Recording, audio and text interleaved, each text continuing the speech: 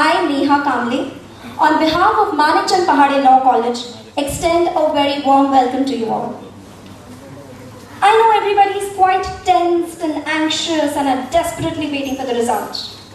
But to relieve you of your tension and anxiousness, we will take you into the world of drama. Drama. When we think about it, the first person that comes to our mind is William Shakespeare, the most extraordinary creator of emotions in the human history. His many masterpieces are even remembered and staged in the present times. Today, we present before you a scene from his notable play, The Merchant of Venice. Believed to have been written in between 1596 and 1598. It is most remembered for its dramatic scenes, romance, action, suspicion, the bond of true friendship, and above all, justice. Justice is conscious, and the quest of justice without mercy will put into one's own damnation. That is what this play is all about. The story starts with Antonio, a merchant in the city of Venice, who is a kind-hearted and generous man, respectable by all. He is friends with Bassanio, a notable gentleman who at that time is in need of money to travel to Belmont to marry Portia, the love of his life. So he asks Antonio for a loan. But at that time, Antonio is short on money because all his ships are in voyage. So he asks Bassanio to put his name as a collateral and request Shylock, a Jewish merchant, to lend a loan. Shylock, the most notable stereotype villain, a negative character you will ever see in literature. A scrupulous, money-grabbing, vindictive and cold-hearted man. Shylock does agree to give the money, but at a very unusual price. He asks that Antonio should pay the loan of 3,000 ducats on the exact date, exact place, and exact time. And if not, if he forfeit, then Shylock can claim a pound of flesh from any part of his body he wishes. The contract is made. Bassanio does acquire money, travels to Belmont, marries Portia. But in the meanwhile, Antonio suffers a huge loss as his ships are lost. And Shylock, the villain, is determined to take that pound of flesh. The case comes in the court of the Duke of Venice, and Portia is disguised as a young male doctor of law to save Antonio. Today, this play will be staged by Sanket Suryavanshi as the Duke of Venice, Aditya Banare as Antonio, Ram Ram, Ajit Hapse as Bassanio, Sonam Agarwal as Grisanio, Obed Sayyad as Shylock, Amrita Kaur Johar, Portia, and Satpreet Kaur Silidar as the clerk.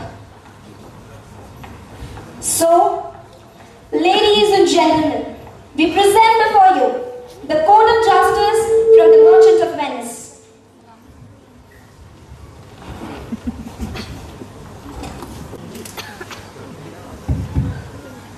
Is Antonio here? Yes, Your Grace. Me and my friends, the occasion you are here, and I am ready. I feel sorry for you, Antonio, for you have come to defend yourself against an adversary with a heart of stone and an human wretch who does not know what mercy is, lacking in the slightest quality of pity.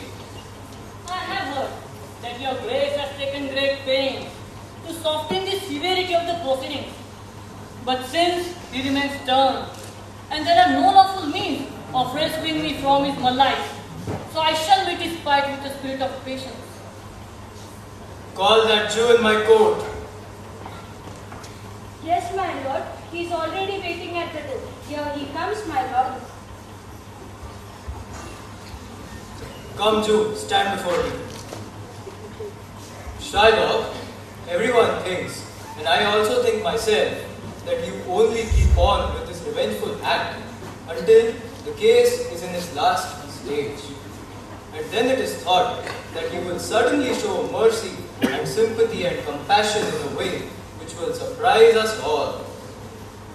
Shylock, you insist on claiming your penalty, namely a pound of this poor merchant's flesh. I insist that you not only will abandon this slave, but will also look at the situation more sympathetically. And I think we all expect a gentle answer from you. I have informed your grace of my intentions, and I have sworn an oath that I will have the full payment, which is incurred by the failure to keep the contract. I can give no reason that I have deeply rooted hatred and a definite loathing of Antonio. Therefore, I pursue this unprofitable suit against him. Now, is that a sufficient answer? This is not a satisfactory answer at all. You unfeeling man, to excuse the cruelty of your actions.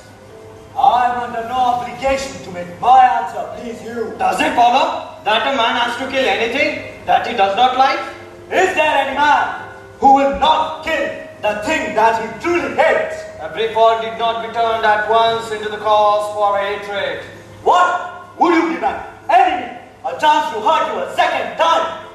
Please do not try to argue with this man. You might as well stand on the seashore and ask the tide not to rise so high as usual. You might as well attempt the hardest thing in the world, rather than attempt a thing still harder, to soften the heart of a Jew. So I beg of you, make him no more of us and try no further steps. But with all due speed, put the judgment into execution on me by letting the Jew have his wish. I shall give you 6,000 ducats instead of your 3,000. Huh!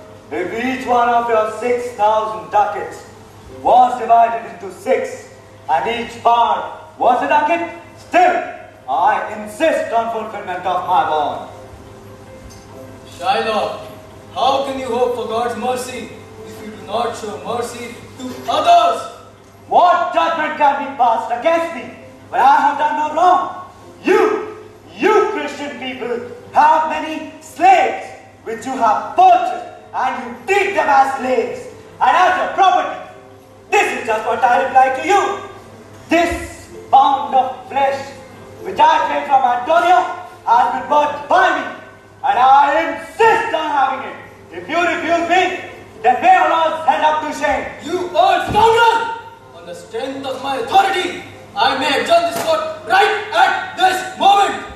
Unless Valerio, a learned doctor of law for whom I have called for to solve our issue today, arrives here. Yes, my lord. He is waiting with the letters, having just arrived from Padua. Bring me the letters and call him inside, love. Yes, it is. Cheer up, Antonio. Cheer up.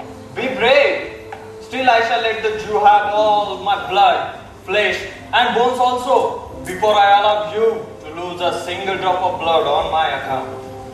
My friend, I am like a sick sheep in the herd, more liable to death than the others.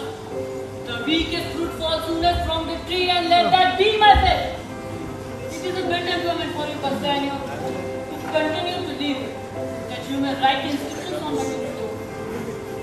Why do you sharpen your knife so keenly, Shylock? to cut off the pound of flesh which has been forfeited by this bankrupt. This letter from Valerio recommends a young and a learned lawyer to the court. Where is he, clerk? He's here at present, just close by. He's waiting for your answer, whether you'll admit it. With certainty. Attendant, go and bring him inside. With certain charm. In the meanwhile, clerk, read Valerio's letter to the court. I wish your grace to understand that I am very ill at the time of receiving your letter. So, I am sending a young man with such a mature judgment. If you give him a chance, he will show his praises even better.